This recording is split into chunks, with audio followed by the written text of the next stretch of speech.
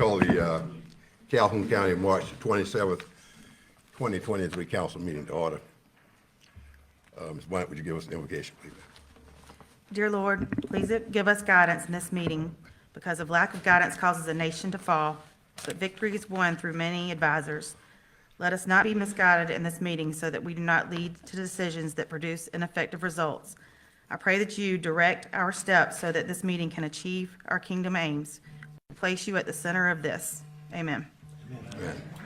I just wish, yes, all of you all saw the news because it's flashing on the news about what happened in Tennessee.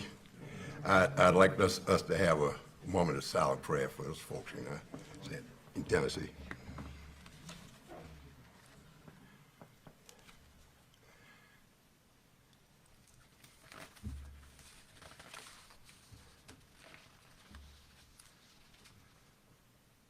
Okay, amen.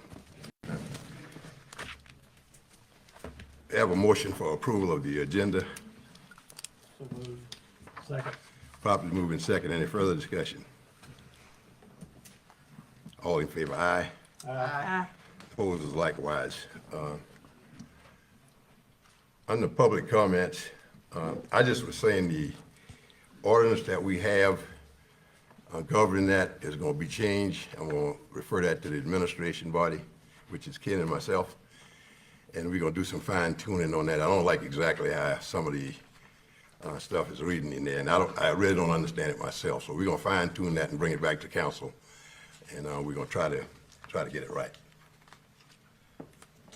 Now we have the public comments on the agenda, and it's a 5 minute max now. It was normally 3, but right now we're going to do a 5 minute. Any comments on the agenda? John? On the We got- list. Okay. Go ahead, John. Ron Chestnut.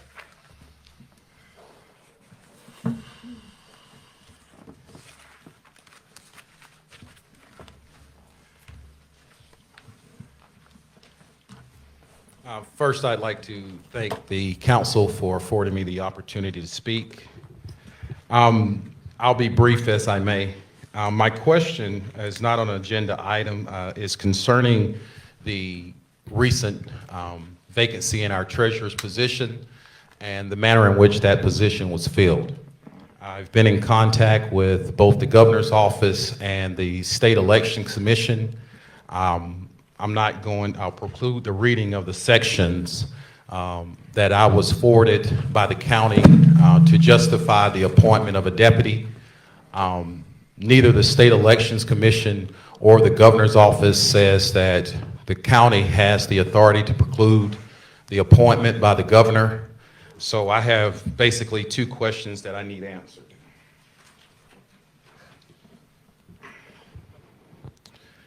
And I apologize that I couldn't have, I spoke with Wanda Hemphill with the State Election Commission. Chris Whitmire, who's directly in charge, is out of town in Washington, D.C., but his comment to me was that he is not aware of any process other than a special election or governor's appointment to fill those vacancies.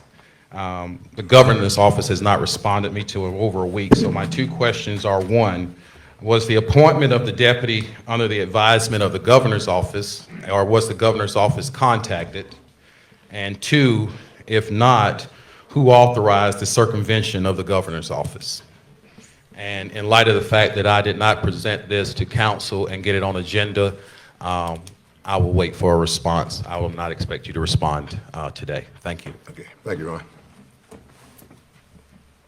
And you can contact the administration, and I think we can clarify whatever we need to clarify with you. Next. Mr. Julian Wiles.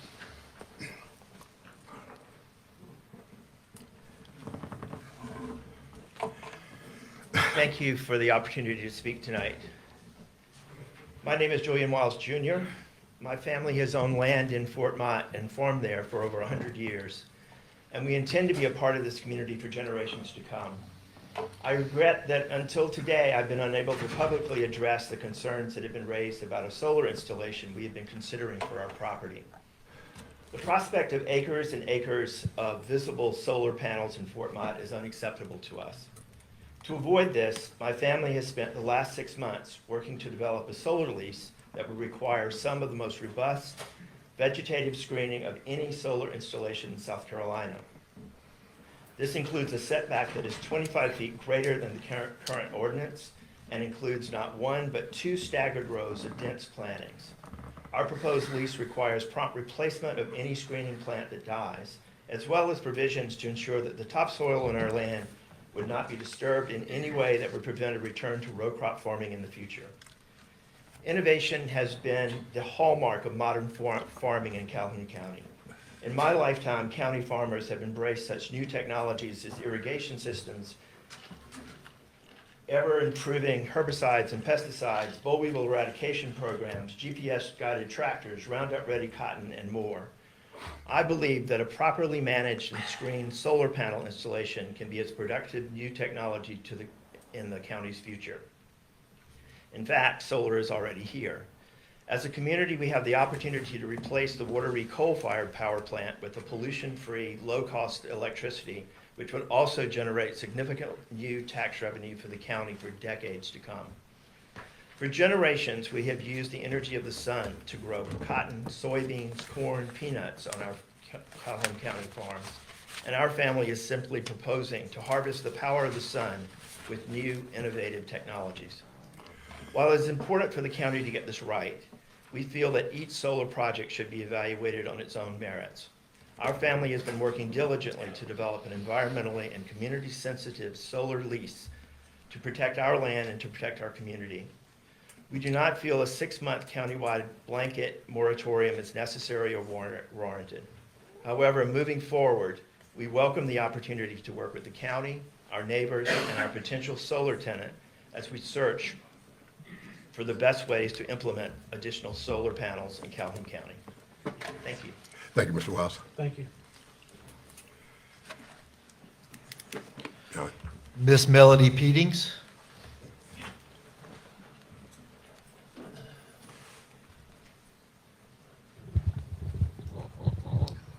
Thank you, John. Good evening. I thank y'all for letting me come before you. I want to say before I start, I really have not made up my mind on solar farms.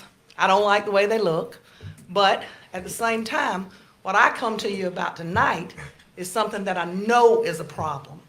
And I know this is a problem because my husband and I have been recreational beekeepers for the last 40 years, and my husband's father was a full-time beekeeper prior to that with over 200 hives. So we didn't come into beekeeping with no experience. We have experience. And with that being said, when we start talking about the possible dangers of something to come, I want to bring to your attention the real dangers that are already here. The neonicotinoids, the pesticides that are used, have been banned in Europe in 2018. Now in 2020, I think France brought them back for sugar beets or something like that. But because of the danger to not just honeybees, but all pollinators, they've been banned in Europe. They've been restricted in Canada. But yet here in America, where big business is big money, we can't get them banned. But what I'm trying to tell you is when we have 7 or 8 little hives of bees, and we can't keep them more than a year because of colony collapse disorder. And you may or may not have heard of that, but what happens is, or what they think happens is, the bees get confused and they don't come back to the hive because they've gotten disoriented. Now, if you know anything about honeybees, they have this spectacular sense of direction, and they can go from the same flower year after year. And this has happened to us every year. We'll set more bees in hives, and then our bees are gone. We say, oh my goodness, it's just 7 hives of bees, and it is. But you know what? Our honeybees are not the only things. Every natural pollinator in our county is killed, and you don't get to count those. We can count our couple of little hives of honeybees that we like to get a little bit of honey off of to eat on our pancakes. But you can't count all the natural pollinators that are being killed. That's one thing that's happening that I know is happening. The other thing that's happening on any hot day, when I step out on my front porch, I can see 5 irrigation pivots going. Now, I've given Shayla a little bit of information, this is where I got some of this information from, but the U.S. Geological Survey says that in 2015, 60 billion gallons of surface water was used, and 60 billion gallons of groundwater was used. Now, that's a lot of water. And we all know from Bill Nye, the science guy, there ain't gonna be no more water. Whatever's here is here. It's the cycle. We all learned it in 4th or 5th grade, something like that. But the bottom line is, we have got to take care of our county. And I love farmers. I love people trying to make this county a better place. And I'm not here for my children or my grandchildren. I'm here for every child in Calhoun County, every child, because I love them all. And I just ask you, sometimes what's being presented as a new idea, and everybody's all up in arms about what might happen, you need to look at what's already happening in this county.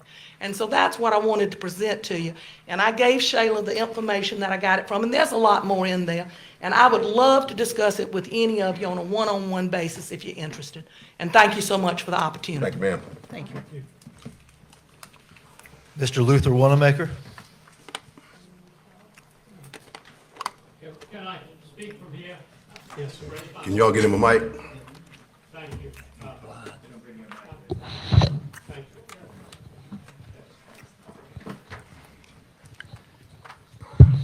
Thank you again for the opportunity to speak.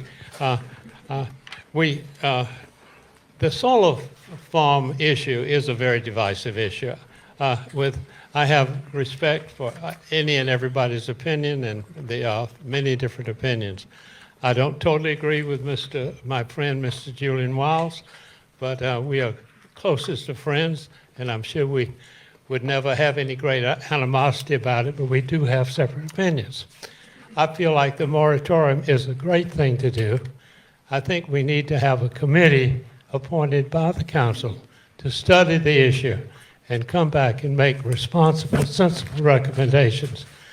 These issues are very complicated, but that's not something that we can avoid. We have to face the issue and talk about it and come to sensible conclusions.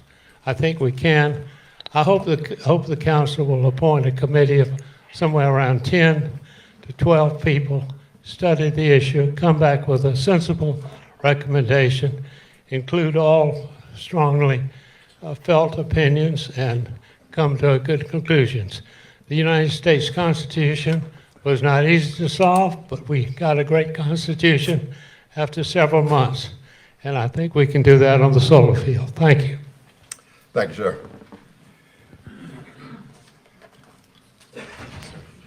Mr. Michael Moss.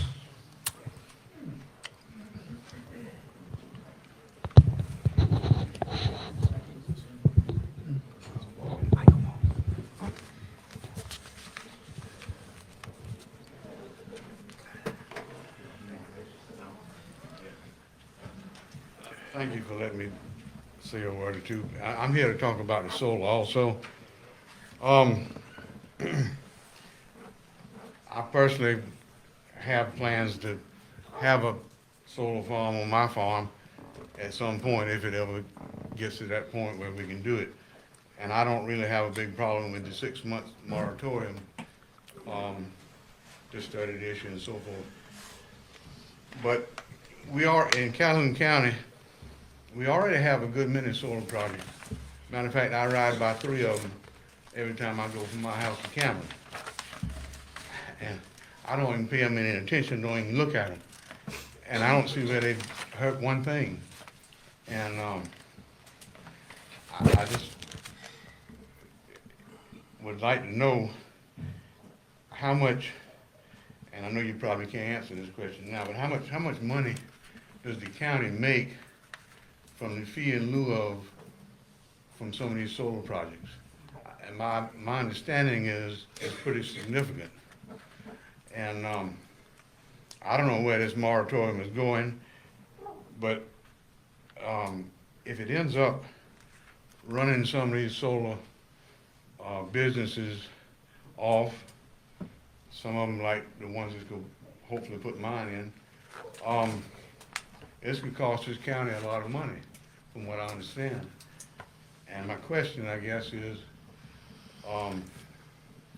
if we run them off, basically, y'all would be raising the taxpayers. I mean, the taxpayers will end up paying that money. And I just want to know how y'all would justify that. And that's all I got to say. Thank you, Mr. Morris. Thank you. That's it, Mr. Chairman. Okay. That's all the public comments period, John? That's all, okay.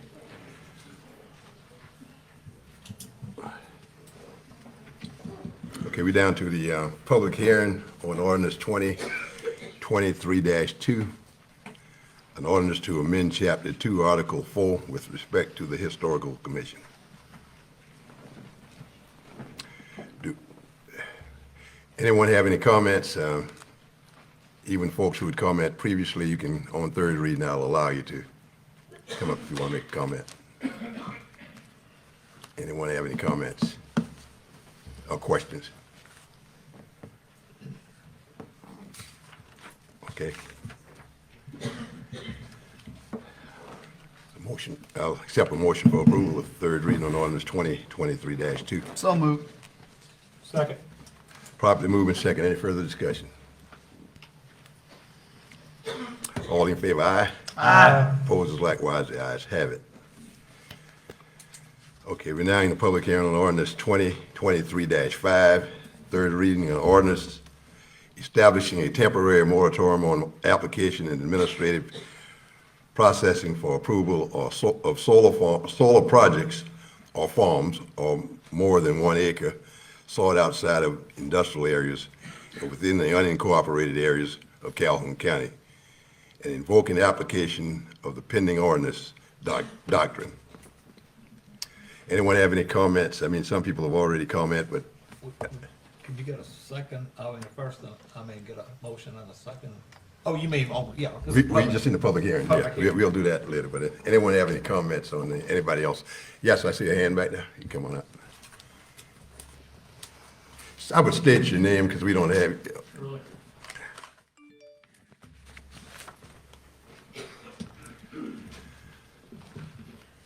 Good evening. I'm Richard Watkins, a St. Matthews resident and a Fort Mott landowner. I'm likely to depart greatly from the comments that I had prepared to submit, but just responding to what we've heard already this evening. I'd had occasion to speak today, even with Luther Wanamaker, learning how he has been contacted as recently as last week by still an entirely different entity approached about some of his land being included in some future solar installation.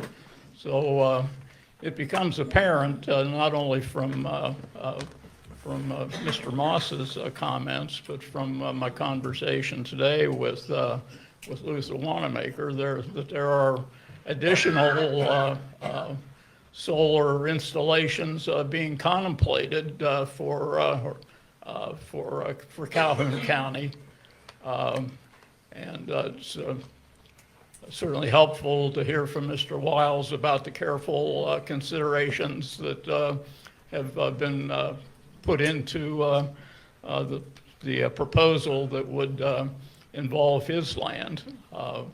What becomes apparent to me is that with the fact that still additional different entities are approaching landowners here in Calhoun County about still other solar facilities, it just seems to me that underscores the appropriateness of proceeding with the 6-month moratorium during which the county's comprehensive planning process can continue.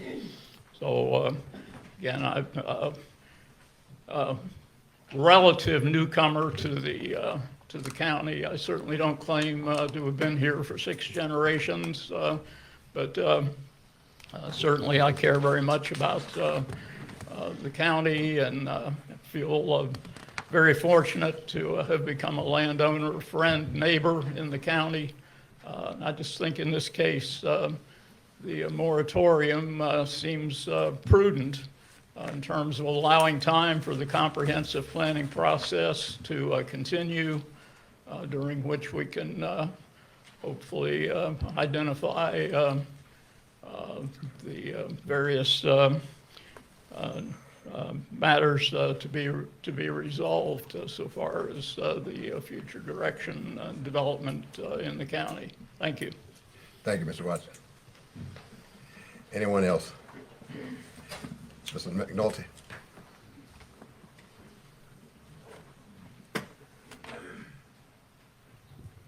Good evening. My name is Amanda McNulty, and I live in St. Matthews. Several years ago, I was fortunate enough to attend a Rotary Club meeting in St. Matthews where representatives from DNR and DHEC came and gave a presentation on groundwater use in our county. There's some monitoring wells down below Cameron, and every year the aquifer from which most people are doing their irrigation the level drops more than it has any year before, and it does not recover to the point it had in previous years. And that's been documented for a good many years, and I'm sure that they would be more than glad to share that with you. The solar farms, to me, look like the future. I live in an old house, and we can't afford to heat or air condition it. But I do feel that the groundwater situation is critical. I understand we are a capacity use area now, and so it has been studied, and there is that we've been put in that category because there is some concern. And again, with what I don't find that the screening is necessary, but I think it's lovely to plant cedar trees. They're about the best trees you can plant for wildlife, and I commend the family for taking that route. But again, our groundwater is not going to come back. I understand some of the farmers are now drilling to the lowest aquifer, where they will recoup their cost in pumping, in doing that drilling, because their electrical costs will be lower because bringing that water to the surface is going to be cheaper. So I hope that you will consider some of those things. As Ms. Peting said, we will not be, you cannot replace the water in an aquifer when it's used. Thank you. Thank you, ma'am. Anyone else? Anyone else? Questions or comments? Anyone else? John, you want to make a couple of comments on that? Did you? No, sir. We fine. we do have some, we did make some changes, some proposed changes to go in front of you. The bottom line is, we wanted to clarify the language to be sure the intent was clear with the moratorium. It was never intended to apply for solar projects that we've already received approval from the Planning Commission, okay? And from past experience, we know that it takes months, even years, to go from an approval of the Planning Commission to the time where final building and electrical permits are pulled. So what we've done is we've clarified by using the term initial approval instead of just approvals, okay, in the language, and also using the term planning and zoning permits or permissions instead of just permits and permissions. And so that would set it at the planning and zoning level. Those are the only two amendments that we've made to the document. And that's it for me, Mr. Chair. Okay. Any councilors got any comments? Yes, Mr. Chairman, I plan to vote no on the moratorium. I know people are probably asking why I can vote now, and I was not able to be in the room on the last two votings. By ethics law, sister-in-law is considered a family member, and nephew is not. So Ms. Patty Wiles just passed away and was buried Friday. And as such, she has no more property rights in the land that they're looking at putting, Julian's looking at putting his solar farm on. I would also like to say that, I'm caught really, Julian knows this, I'm caught really in the middle on this thing because I live in the middle of it. If anybody in this county has a vested interest personally in whether this particular farm goes or not, it's me. My wife owns 35 acres. Part of the land that Julian will be putting in solar was her parents' land. It was divided up between Julian's father, my wife, and their sister. And so she definitely has some very strong opinions about it. And so I have to live with my decision when I go home. But I am willing to make that decision based on what I think is best. I am not in favor of us stepping in and taking property rights any sooner than we have to preserve what goes on in this county for its people. Property rights are probably one of our most basic rights. I've heard a lot, I have listened very strongly to a lot of what has been said, even though I've had to keep my mouth shut because of ethics laws. Now I am in play, and I'm not really trying to change any. I mean, everybody has their own opinion up here. That's not what this is about. But I do want to say, because I have not been able to vote in the last two votes, I do want to let people know ahead of time why I'm able to vote, and I do want to let people know how I'm going to vote, because I have not had a chance in the past to cast a vote. Not only are we, is my family not living, my wife and I are living in the house that's 96, 97 years old. They're living in the middle of the property that's going to become the solar farm. A lot of changes happen on that property. Julian can probably fill you in better than I can, but there used to be tenant houses where a lot of these solar panels are going to be going now, and I'm certainly not adverse to having solar panels as opposed to tenant houses all up and down the road that I would be looking at every day. But like I say, I'm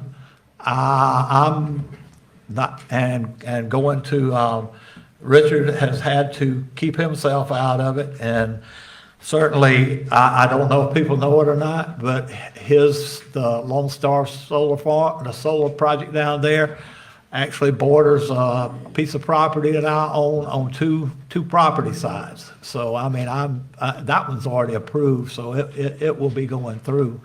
But like I say, I just wanted to say that before we take the vote, that the reason I will be able to vote is because I no longer have a conflict of interest in the ownership of the property, and because I feel I have strong feelings about the property rights of those who want to put these things in at this point and don't want to see it stop. Thank you.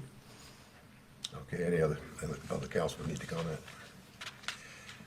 Okay, I'll take a motion that we approve third reading on ordinance 2023-5. So moved. Second. Properly moved and second. Any further discussion? All in favor, Sheila, would you take a roll call, you or John out there? Because I think we got to have a 2/3. Do we need a 2/3 on this? Instead of majority? I don't think so. We don't need a 2/3? Okay, all in favor, aye? Aye. Opposed, likewise. No, Okay, I was voting with the majority. Okay, so ordinance 2023-5 passes. Okay. Now we're down to approval of the minutes. May I have a motion for approval of the March 27th March 13th meeting, I think it was. Don't have it for me. so moved. Second. All in favor, aye? Aye. Opposed, likewise, the ayes have it. Any committee reports? Okay, I'm going to assign myself and Ken, since we in administration, to the ordinance. I don't know exactly what, Richard, you know what the number of that ordinance is? I was looking for it. The one the council rules, or do we have a? It's actually an appendix, but we can address it. Okay, but that's the one I would like Ken and I to go over some points in there I didn't particularly like. And what we'll do is we'll go over that and bring it back to the council. I think Ms. Barnett has offered some suggestions. We'll take those under consideration also and look at Yeah, that. Richard already has them, so. Okay. Oh, you gave it that Richard. I get the Richards I confused. didn't, no, not this Richard, that Richard's got Okay, it. okay, well, that's good, yeah. Because, I mean, I looked at that and I thought too that we maybe should make a few changes in there. But we'll look at what you have also, but appreciate that. Okay, any other committee reports? Any appointments? I think we need one more appointment on the Lower Savannah Council. I just told Dr. Mullen I do have somebody to suggest, but I would like to speak with her personally before I, could let her know what the commitment I'm looking for on that board. We don't want to just put somebody to have a body there.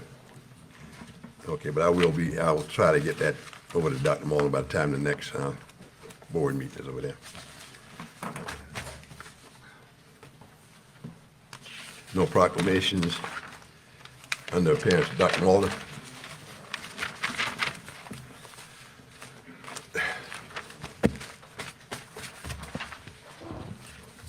Good evening, Mr. Chairman, council members. Thank you for having me here tonight, and public at large, thank you for allowing me to be here. Madam Mayor, good to see you. Wanted to give you a quick update in regards to what the Lower Savannah Council of Governments has done here in Calhoun County in the past year. Wanted to be brief on that, but just go through a couple of things if I could with y'all. To let y'all know, the Lower Savannah Council of Governments, there's 10 of them in the state. What we are is an economic development district. We've been around for over 55 years. We were set out by Governor McNair, and our purpose is to support economic development and quality of life in the region.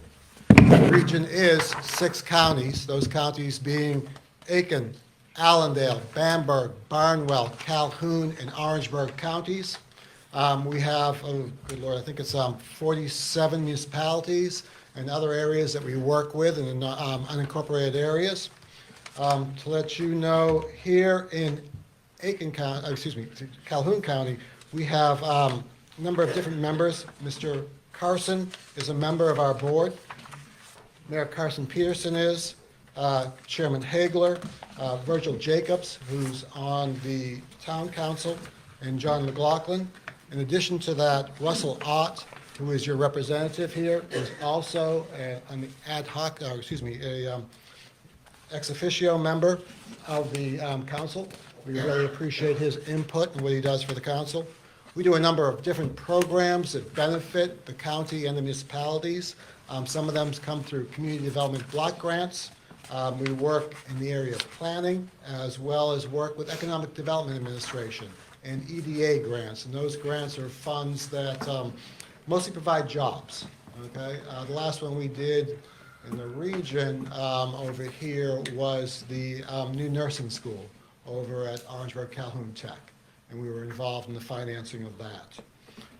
We have the Lower Savannah Regional Housing Consortium, as well as we do the Area Agency on Aging, and I'll tell you a little bit more about that in a moment.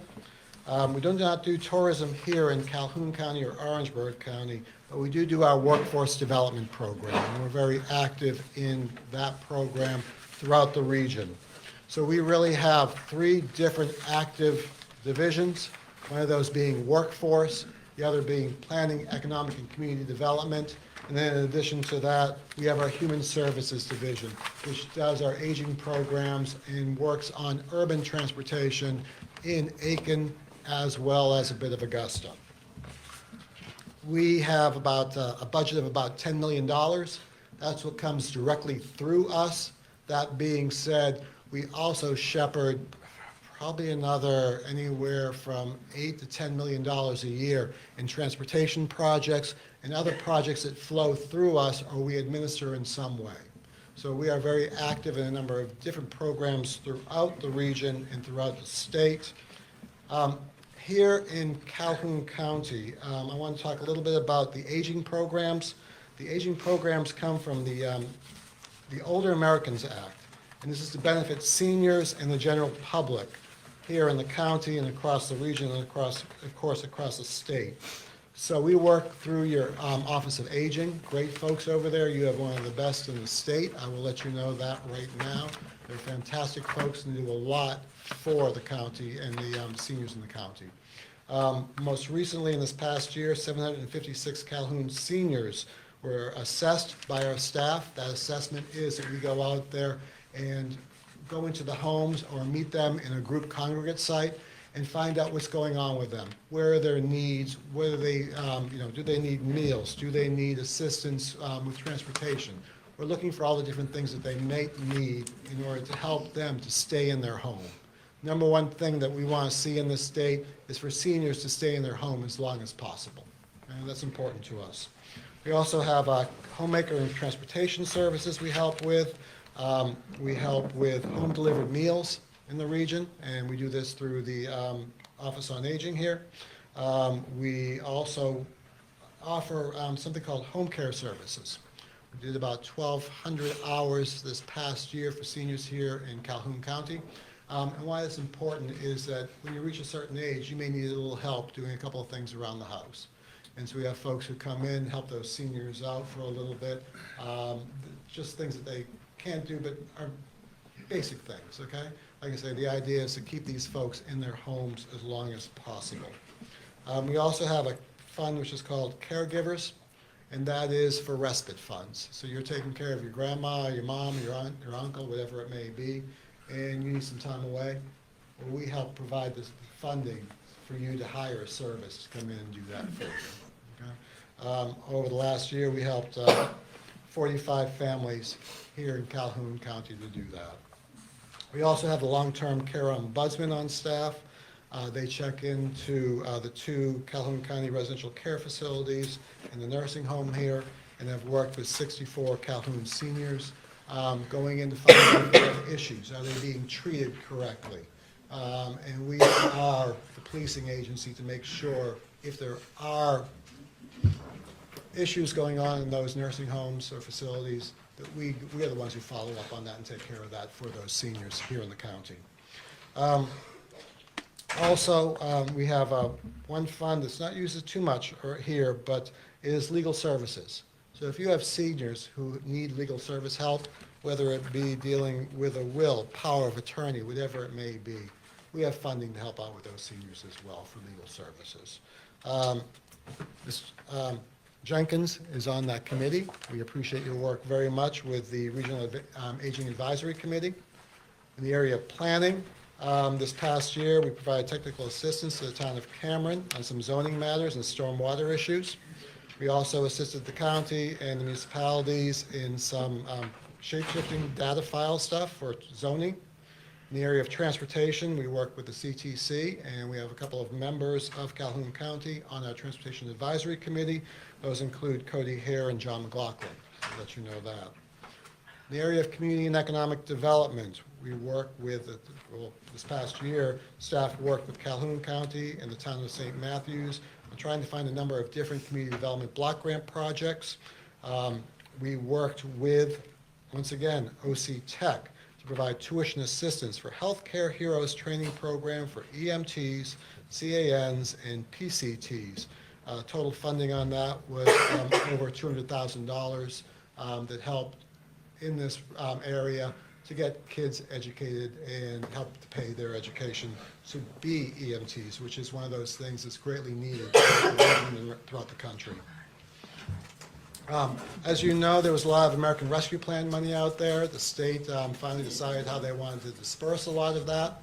That went through the rural, some of that for sewer and water went through the Rural Infrastructure Authority and the SCIP grants. We helped the mayor and the town of St. Matthews with a grant for that of $2.9 million. Right now, like everybody else, we're waiting for the state to announce who is going to receive those grants. If you may know, the state decided to put, was it $900 million into that fund, and then just recently they decided to put another, was it 500 million It's quite a lot of money. So there is about $1.4 billion sitting there to do sewer and water projects throughout the state. And like everybody else in this state, we're waiting on what's going to happen. We hope to hear sometime in April because they've got they've got training sessions starting May 5th. So hopefully they're going to have that decision made by then, and everybody is real excited and waiting to hear what happens on those. We also administer the Lower Savannah Regional Housing Consortium. Wanted to let you know that Tyrone Dantzler is your committee member, and he's been very active and does a great job for us there. In the area of workforce development, I wanted to finally follow up. We had to close our small little office here in Calhoun County, that we had somebody here once, maybe a week, maybe once every 2 weeks. And what we went with was a mobile unit, okay? The mobile unit has been showing up at the Courthouse Drive, Piggly Wiggly, in the parking lot, and anywhere you want it to be, okay? The idea is to have that mobile unit. You've got an event down in Cameron, we'll come down, okay? You let us know, and we'll have that mobile unit come down. And what it is really how to access workforce development, training for unemployment, and anything else that you need. We'll be there for that. The workforce folks are very active in what they do. Most recently, they were in conversations with Volvo. As you may or may not know, Volvo is looking to hire 1,300 new employees between now or this year. That's quite a lot, and they're looking in Orangeburg and here in Calhoun County. I heard this morning about the benefits that they offer as well, and it is quite substantial. And they are having a regional job fair April 5th for Calhoun and Orangeburg counties, and the event will be held at the Orangeburg County Conference Center from 11 a.m. to 6 p.m. Also, we will be participating in the career fair at Calhoun County High on April 5th. That's for 9th and 12th graders. One of the programs that we run and has been very successful here with the Department of Education has been the Jump Start program. And that is for juniors about to go up to be a senior that summer year, and we help provide funding for them to get jobs. Okay? So we provide that funding for them to be employed. A lot of them are employed in the school district or other governmental organizations, but it's been quite successful. And what it really does is it teaches those kids those soft skills, and to show up on time, how do you act, behave, and how do you work in a work environment. It's been very, very successful with that. Most recently, we did a Power Up Your Career event at South Carolina State University. This was back on March 14th, and 100 registered attendees from Calhoun County, kids in school, participated. We were real happy to see them. And just to let you know, Pat Black Jr. and Gary Jones are on that committee, and we're really happy to have them as well. That concludes my presentation. We are extremely grateful for the support that Calhoun County gives us, and really enjoy working here with you all. And with that, if you have any questions, I'll be happy to entertain them. Dr. Moore, we thank you for what you do over there and helping us out over there. We appreciate it. Anyone have any questions or comments? Thank you, Thanks, Dr. sir. Mulmer. Thank you very much. Appreciate it. Appreciate everything.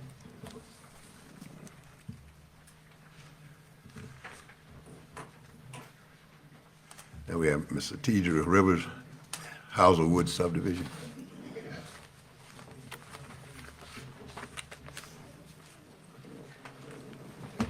Good evening, council. Thank you for this opportunity to stand before you.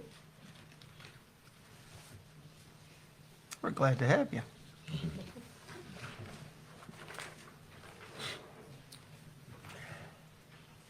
I had to put a few things down on paper, so I wouldn't forget anything. Of course, I am Tidra Rivers. I've been a resident of Calhoun County all my life, for many years. And I'm here to speak on behalf of Frederick Rivers, as well as stand along with him to respectfully ask that you thoroughly review our request concerning the land agreement that has been wrongfully withdrawn from Mr. Rivers.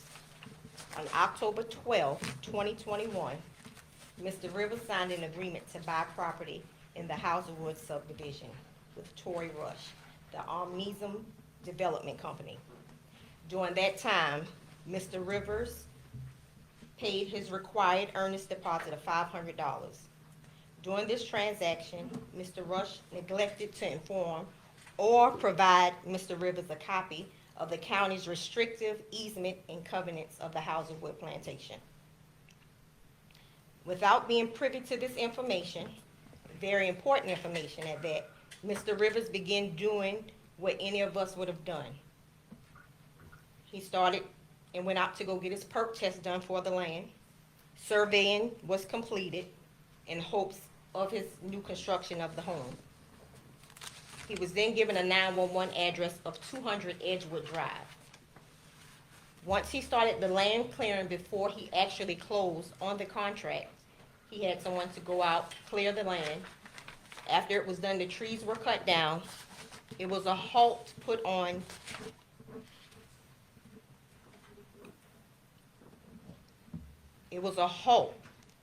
the contract for him to do the closing. They told him he had to stop everything because he had cut the trees down. That's the only thing Mr. Rivers had done wrong. He had gotten many dates to do his closing, but it didn't work. Again, please keep in mind that Mr. Rivers was still not made aware of the restrictive easement until I gave them to him, because I'm a homeowner out there, myself and Sheldon Rivers, my husband.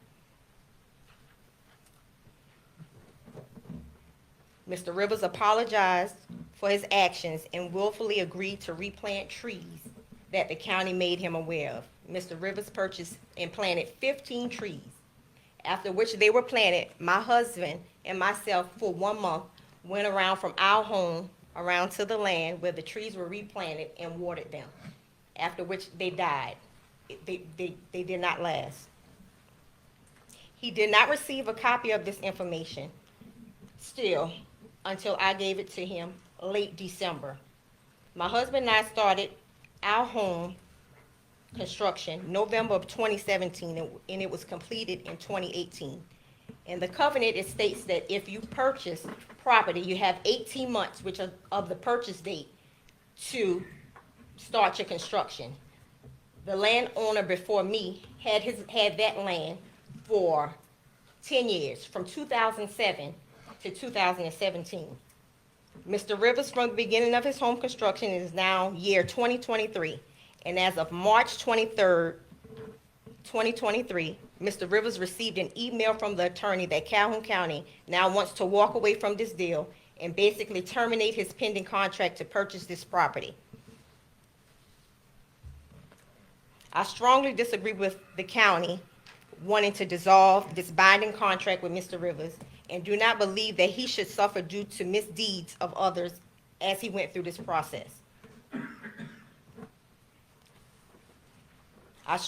I know that ignorance of the law is no excuse at all. But if you, as a county official, administrators, and museum board members, are responsible for governing and making these laws known to citizens that wish to purchase property, I must then ask, where does the ignorance lie? I hope that I have provided you with enough information regarding the unforeseen circumstances that Mr. Rivers has encountered. And I also hope that you take into consideration the time, money, and emotions that have been exhausted through this ordeal. Should you need any additional information, we will be glad to further discuss with you. Also, I want to end with this. Mr. Rivers was truly looking forward to beginning a new chapter here in St. Matthews. He currently resides in Walterboro, but really loves the area here in Calhoun County. We have a great organization here named Calhoun Cares, and I honestly think that overall, that is the best way to describe our community. But after you review this matter, I really want you to see how much Calhoun cares about bringing others into our community, regardless of age, gender, ethnicity, or religion. So I ask that you consciously make the right decision and encourage the powers that to be review and amend the restrictive easement and covenants document to ensure it's being followed correctly. Mr. Rivers also was sent an email from the county's attorney giving him 2 options to choose from, which he didn't agree with them. He wanted to go ahead and build the home, go ahead and close on the land and build the home, and then replant trees, which he has already done. He's done everything that the museum board has asked him to do, everything. He's gotten 4 or 5 different closing dates, and none of them have been through. I also went around the neighborhood and I took pictures of each home, including mine. In 8 of these homes out there, including mine, we don't have the 17-foot easement. The covenant was put in place in January of 1991. Those houses out there started being built in 2002. So out of the 12 or 13 that are out there, 7, 8, including myself, my home, we do not have the covenant and restrictions. So when we built our home, we bought from Daniel Dreher. We were never informed of the 17-foot easement. We were not given that back in 2017 when we closed. But I do have pictures of the homes. So really I want the council to look in to see if the museum board could have a change of heart. My brother-in-law is a disabled veteran and he's looking forward to moving here in Calhoun County. Yes. Ms. Rivers, I do have a question. I don't mean to cut you off. I can, since you're appearing in this, I can communicate with you, and it's not in the 3 to 5 minutes up top. So that's why you and I can have dialogue here. My question, you said, what board were you dealing with? The museum, I was What not. was- The museum board. Okay, It's the museum board. so, And they want to terminate his contract immediately. And not everybody in our subdivision, they don't have, their homes are not under the covenant and restriction guidelines. all right. That's the only question I had. Thank you. John, you So if you guys have any if you would like to see, I can leave them with Shayla, and you guys can That'd be good. look over them. But I really would love to see if you guys could do something. I think in reference. most of your negotiation, you hadn't done any negotiating with council. I mean, I think most of it was with, you might have done it with some of our staff, but most of it was with the museum, with the board. Yes, Yeah, so I'm Yes, just the letting you know that museum council board, really wasn't involved right. in it. Not at all. But as of, like I said, as of last Wednesday, when he called and said that they wanted to immediately terminate his contract, and he's put out money, land clearing, and the trees are still out there on the land. They thought he wanted to make a profit off the trees. The trees are still out there on the land. I have pictures. They're sitting out there. And it's been going on since October 12th, 2021. And just from October of 2021, he just got an email saying that they wanted to terminate his contract. And he's cashier's check ready. Even if the land didn't perk, he was still gonna purchase the property.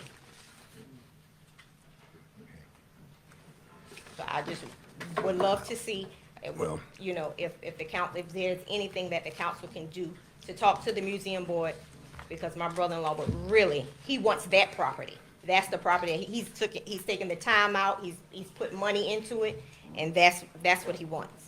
And I think the only people that should be able to make decisions is the community, Edgewood. We live there. I don't think any of the members live out in Edgewood, so they shouldn't have a say-so. It's us, we live there. We purchased our property, and we should have the say-so, and I would just love if something could be. As far as, I'll speak for me. I mean, we'll look into it, certainly see what we can do. The reason I say that, because I don't want anybody to think, I'm only commenting to you and not the first people that spoke, but this is where you are on the agenda. We can communicate with you. Okay, The rest of the folks, when they put their name, I just wanted to touch that too. When you put your name in that 5-minute comment on agenda, other matters, it doesn't give us a chance to communicate. So the way you've done it, I can communicate with you thank you. and try to answer the question, not get you the answer tonight, but let you know we will certainly look into it. So I thank you for coming forward. Okay, and just one more thing. My mother did speak to one of the members tonight, in which she did previously, and she assured my mother that they want Mr. Rivers to close and to have that property. They do. I'm not sure if she's aware of the email that he was sent on last Wednesday, but one of the board members, as of today, this afternoon, spoke to my mother and said, we really want Mr. Rivers to close on this land. So, like I'm saying, I'm not sure if she's spoken to her other board members, but. Mr. Rivers, I know if you notice up at the top there, ordinance 2023-2 relates to the Historical Commission. I don't know, like Cecil said, we're looking into it. Our hands have been tied, the county council.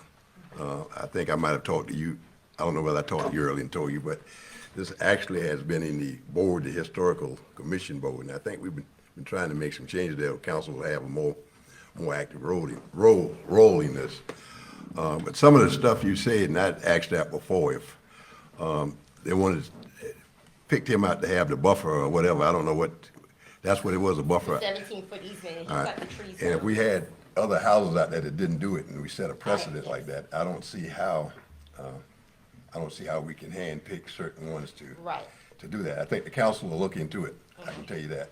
But And, if the covenant was written back in January of 1991, you can't grandfather someone in because the covenant has been in place that long, since January of 1991. And all those homes out there have been built after that. So you have one of the homes that were built in 2016, and they don't have any of that. Like I said, I have pictures, it's county, it's public information, and no 17, myself and my husband, we don't have the buffer as well.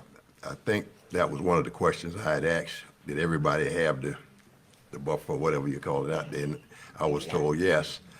Yeah. I'll go out there firsthand and look. I don't know if we can do anything or not. I know I can't do it by myself, but we'll discuss it.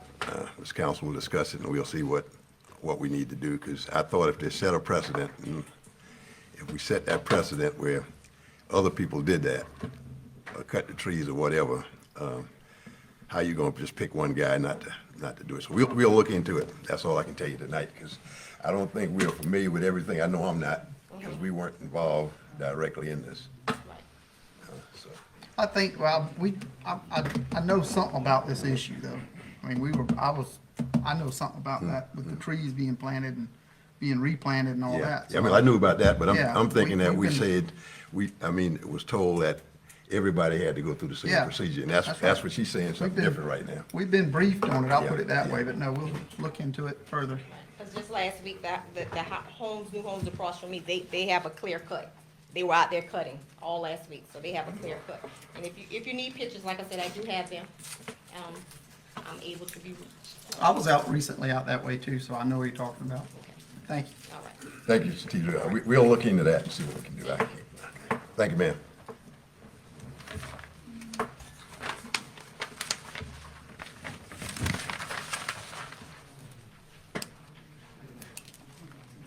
Okay, no more appearances. We're down to resolutions. Could I have your attention, please? We're still in session, still having the meeting. Voice is kind of traveling in here. We almost finished. Let's finish it up. Resolution 4-2023, a resolution of Calhoun County supporting the South Carolina American Revolution. Staring.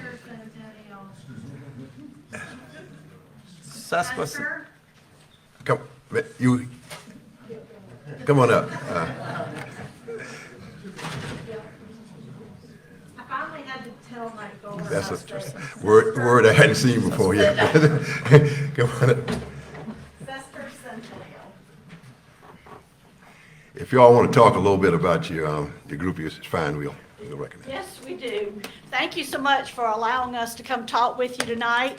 My name is Winnie Rickenbaker. I'm co-chairperson of the Calhoun County 250 Committee, and I'm joined by Doug Doster, who is also our co-chairman, and Ms. Molly Fortune, who is the executive director of the South Carolina 250 Commission. I'd also like, for those of you who are members of our 250 committee, if you don't mind, if they could stand up 1 second, we'd like to recognize those of you who are members of this, yes, you are too. And so we have a lot of folks here who are also members of our committee. We come tonight to ask you to recognize our group as the official Calhoun County 250 committee, and to support its local efforts to educate, engage, and inspire citizens and our visitors as to the activities that occurred in our area during the American Revolution.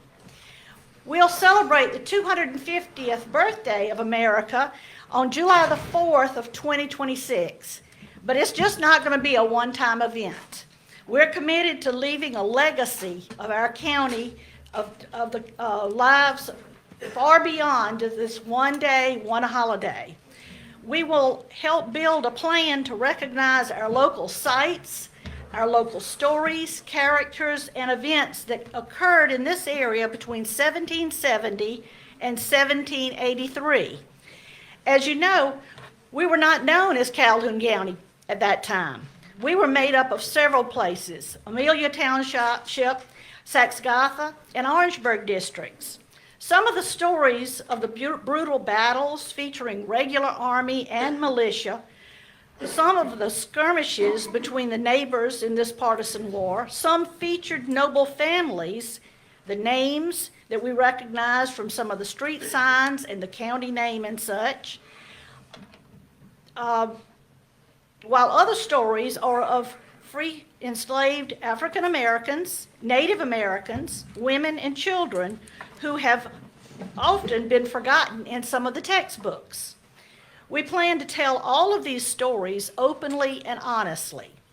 South Carolina has chosen the celebration years of 2020 to 2033 to commemorate the 250th anniversaries, from the buildup of the Revolutionary War through the Peace Treaty of Paris that officially ended the war. The true goal of the South Carolina 250 and the Calhoun County 250 is to discover our stories, document what happened during that revolution, what impacts of all the impacts for all the people, and help local communities put in place cultural, heritage, tourism assets that continue to provide destinations and tell our story long after the commission has concluded. We must pass along what came before us and instill the same in our children so that the legacy that will stay alive in future generations. Calhoun County has so much history that can be shared and celebrated by all the citizens and visitors, many of which have not been recognized by the county. Our group, the Calhoun County 250, has a diverse and inclusive representation from historical organizations, educators, heritage groups, special interest groups, elected officials, and interested individuals representing all areas of the county. This is an exciting time and a great subject. We have got a wonderful story to tell. We must not forget our history and do our part as citizens, historians, teachers, and parents to share the past with our children in order to keep our heritage and our history alive. We'd like for you to please agree to join us and help us tell the story of Calhoun County and be with us supportively, not financially supportive. We are going to do this with support of many other grants that are available. So we would like for you to support us in all that you do and sharing this information with the citizens of South Carolina and in perpetuity. And thank you so much. Doug, did you have anything you wanted to say? Nothing said at all. Miss Wendy's that way. I just want to, yes. I'm just really excited to have Calhoun County jump on board with us. It is really all about the local level. You know your stories. I'm in Newberry County. I don't live in Columbia, so I live right on Main Street there in Newberry. I had to move to South Carolina to understand the Revolution. I'm from Georgia. We were a penal colony. Savannah was taken in one day because nobody was allowed to have guns. So I had to come here to get an understanding and a rich history. New Jersey beats us in battles, but I am determined to find more so we can outdo New Jersey, because Lord knows that the war was not won in Trenton, as my husband would sometimes like to think. We so far have been able to put in $3.4 million to all of our counties that do have resolutions. There are 4 that are outstanding. We want Calhoun to be one of our latest, and that is 3.4 that is given by the legislature that goes directly to your county. not only does it go directly to your county as far as the groups are concerned, but it's the local artisans, the cafe owners who sometimes cater lunches to have these events. It is all directly county related in it. Just so you know, just to give you another little money thing, 96 is down the street from me. Again, I'm from Georgia. It's like, what is this 96 thing? No one knows about it. But in 2020, at the height of the pandemic, they had 46,000 visitors. And if you do the equation correctly by the National Park Service, that's $4.1 million that came into Greenwood County at the height of the pandemic. So it can be done in small rural counties, and that is what we've got to get people out of Charleston. I'm sure everybody adores it, but we got to get them to the backcountry where the revolution was won and tell the stories of those women and those children and the African Americans that were enslaved and freed. And the Tories, God, you can't have a good party without a good Tory. We got to tell all these stories, and we got to put it back in the schools, and we got to bring people here. Do you have any questions, concerns, thoughts, or prayer requests? So we fine. Thank you, ma'am. Yes, sir. All right, we may have a motion that we pass Resolution 4-2023. So moved. Second. Properly moving second. Any further discussion? All in favor, aye. Aye. Opposed, likewise, the ayes have it. Thank y'all. Thank you. Thank y'all. Nothing on the old business. Down to new business. Oh, we got- John, did you have to cut in and say something on that? Okay. All right, new business, under new business is approval for the county to act as the fiscal agent for Calhoun County 250 Committee. John, would y'all explain exactly what that is to the people? So, With the grants come straight from our line item in our budget, and will go either to a nonprofit that is working with the local 250th or a county or city government. The beauty of having a county or city government take those funds is that all 100% of those funds are given up front. We're the only organization right now that gets to give 100% up front if it goes to a city or a county, because you are all very well managed. If you are a nonprofit, we will give you 80% for the project and 20% closer to the end of the project. A lot of these organizations don't have the funds. We know that. They don't have the funds to get started to do something, so we need to give them that infusion.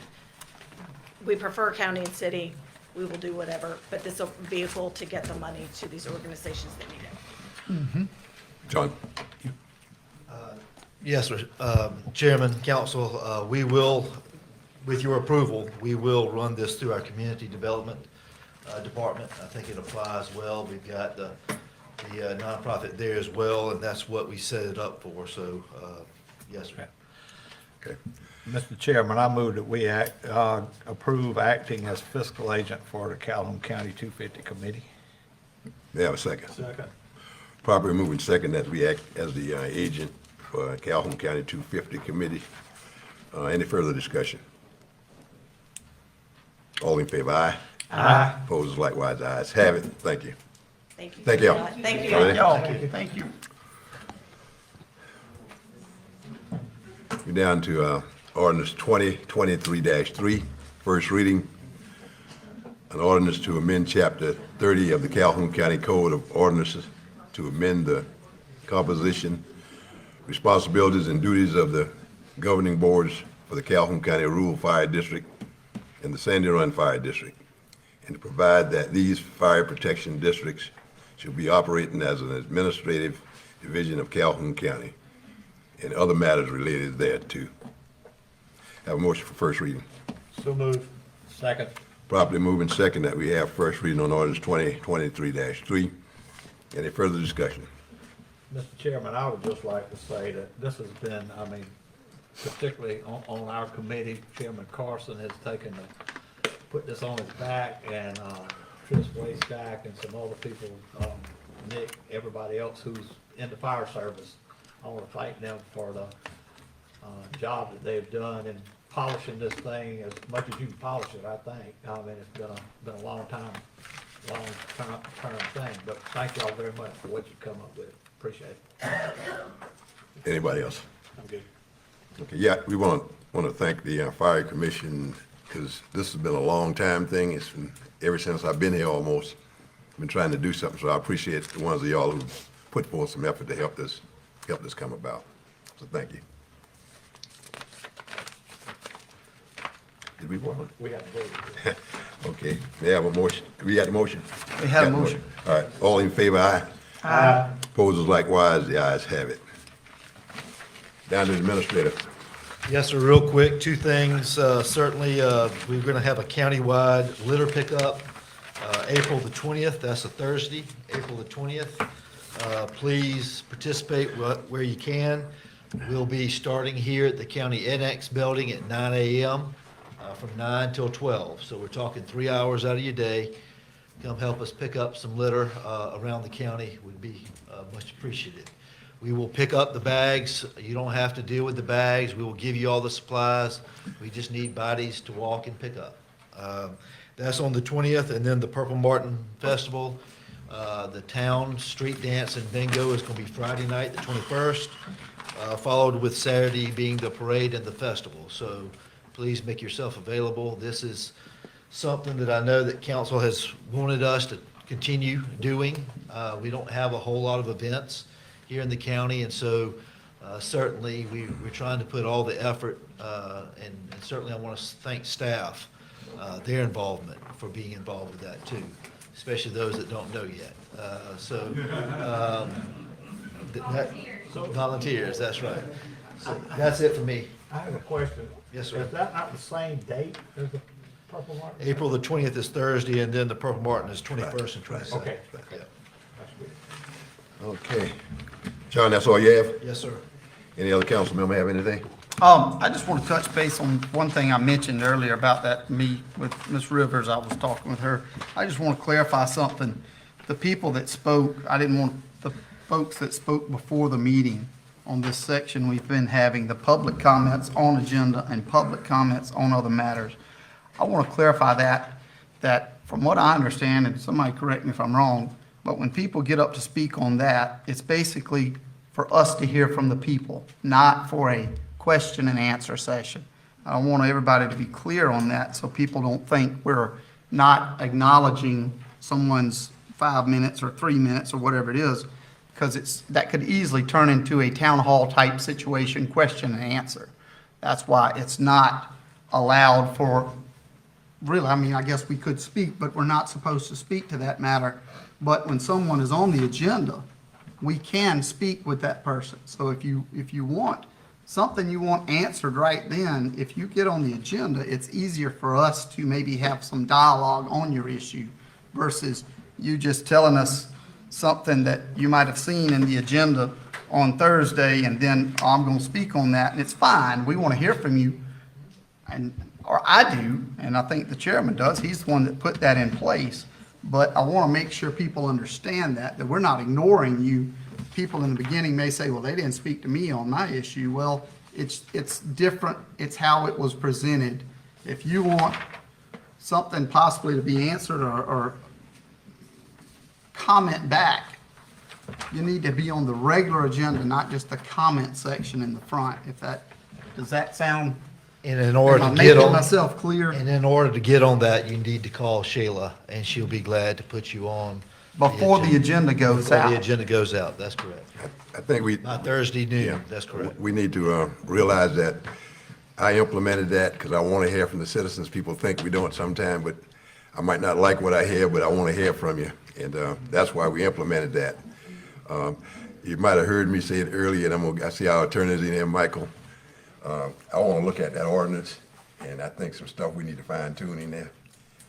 And I think Richard has some stuff, some comments from Councilman Bonnet, and Ken and I are going to get with you and see what she has to say also, and see can we do some different stuff so people will know exactly what they can do, and we can know exactly what we got to do. I really don't understand all the stuff in there. Not a whole lot, but I think those 2 paragraphs in there would speak on what Cecil talked about just now. Okay, anybody else? I'd like to thank everybody for coming. Y'all come see us again. Mr. Chairman, I move we adjourn. Second. Probably move a second. All right. All in favor, aye? Aye. All right. Never speak up.